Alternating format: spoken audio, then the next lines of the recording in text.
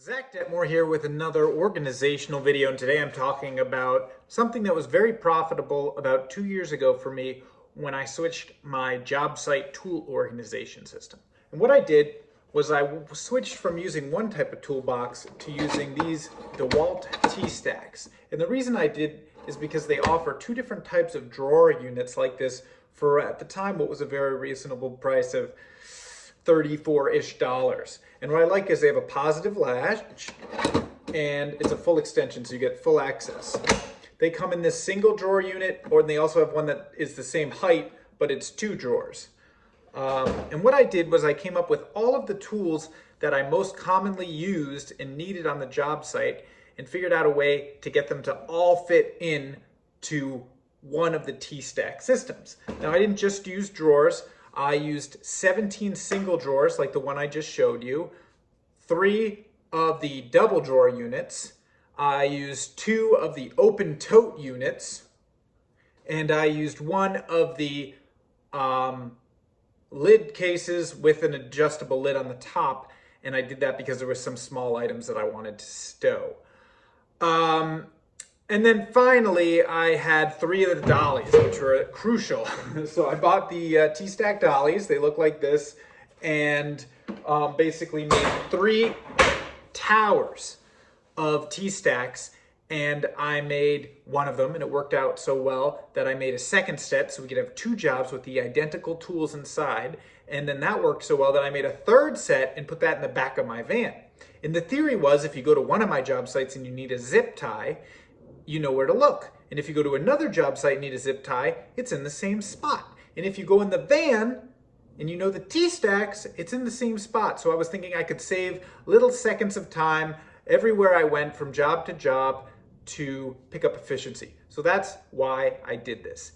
But the question I always got was, what are inside those? What do you deem as necessary to be on the job site? And I never really answered that because it's hard to sort of curate that video, and I don't have a lot of free time, but I'm going to go ahead and do it now by showing you what's inside each of those drawers, but I'll show it visually up on the screen so I don't have to unpack all of these units because they're always on job sites. So let's jump into it. Let's start with the 17 single drawer units. All right, so the first one has all our hand tools that are necessary. Nothing out of the ordinary, but clamps, chisels, snips, utility knives, contour gauge, square, chalk lines, stuff like that. To be honest, I wasn't too rigid about that, but miscellaneous hand tools at least had a place to fall. Then we had fasteners. We had 2 7/8 headlocks, 4 1/2 headlock, 3-inch structural GRK screws, 3 1/8 GRK cabinet screws, 2 1/2-inch GRK cabinet screws.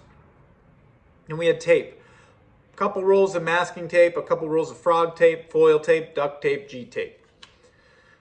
Then we had our Spackle Knives. We would have at least a 2, a 4, a 6, and a 10 in there, and then some drywall tape. This is one of the few tools that I purchased specifically because of its size fitting inside the T-Stack, so that would be this Reciprocating Saw. I used the Milwaukee subcompact unit, not a powerful tool, but one that fit inside, so I have 3 of them now. And some blades, of course. Always would keep a carbide blade stuck in there because they're very useful. Staple gun, hole saws, and staples. 3 roller covers of 9 inches, at least 4 roller covers of 4 inches, and 2 4-inch handles go in that drawer. Disposable gloves, respirators, masks, disposable filters.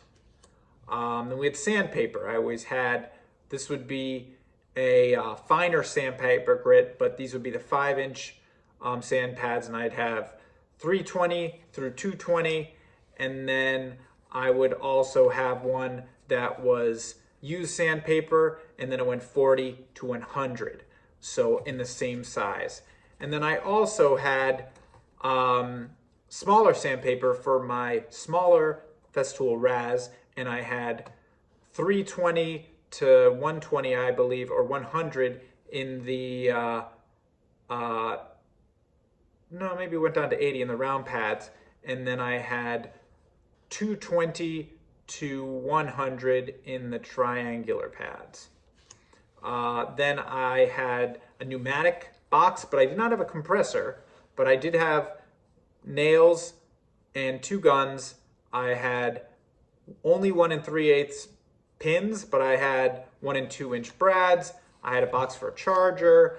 I had routers and router bits, a guide, and a multi-tool. I had laser levels, stud finders, tape measures, and batteries.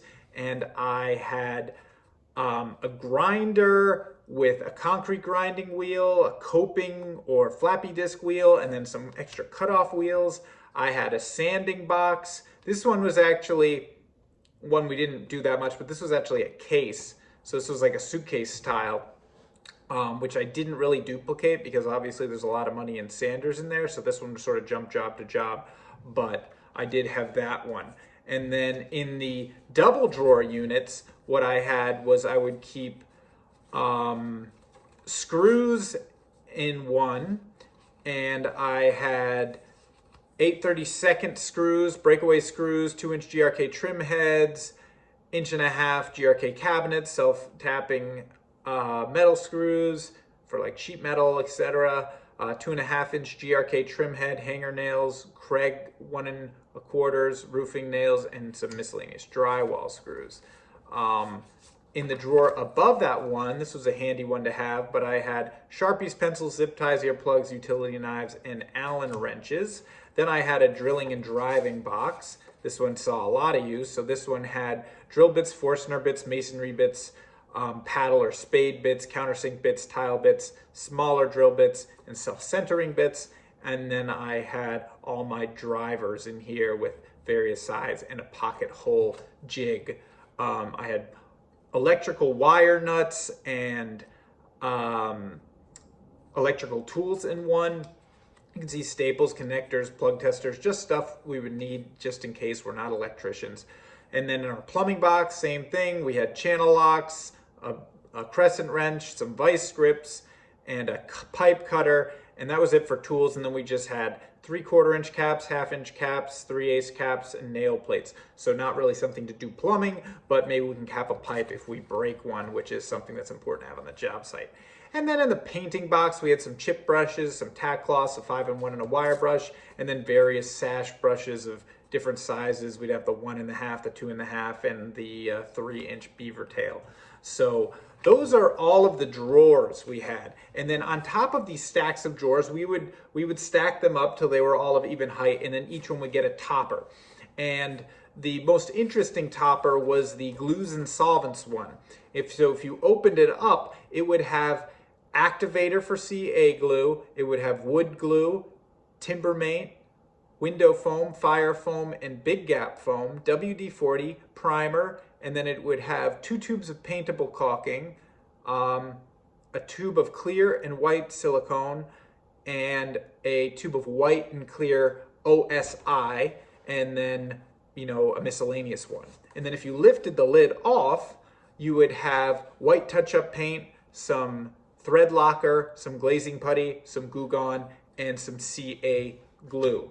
And then in the other box, we had our roller handles in an open container, some 20-minute easy sand, glass cleaner, simple green, and some paint thinner. And then last but not least, this one saw a lot of use, you'd have circular saws, hammers, caulking guns, cat paws, and a caulking gun up on the side, like I said, and then we would usually hang a drill and an impact driver off this one. So that's all the stuff that was inside of this. So what I did here is you can also download a sheet for inventory if you wanted to understand everything that was in there, but basically I wrote down what was in each individual one so we could check for inventory.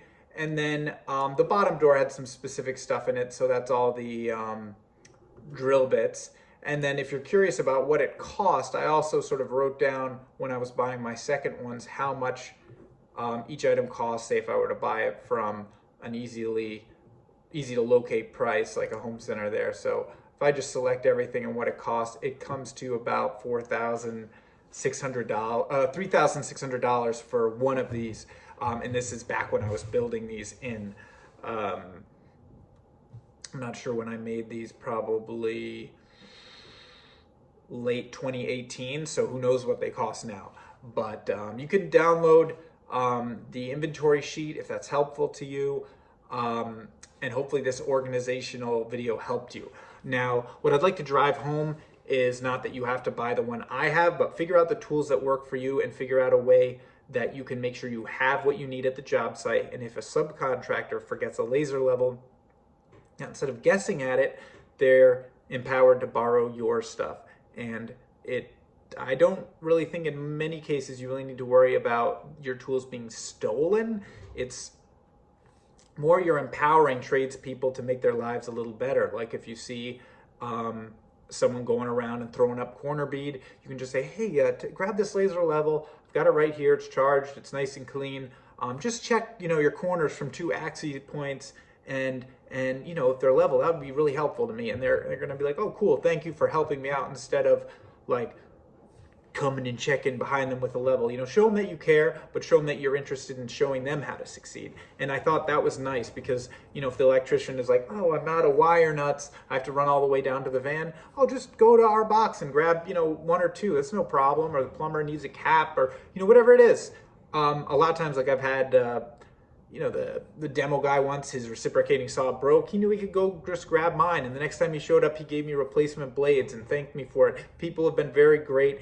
And it's been one of the biggest successes of all my construction ideas, was systemizing tools this way. So I really don't think you can go wrong with this. It's not cheap, obviously, but I think it's a great idea. And I'm going to continue to upgrade and modify this. I'm doing a new renovation in a couple months, and I think I'm going to make some changes and hopefully improve upon this system a little more. So when I do that, I'll post a video about it. See you on the next one.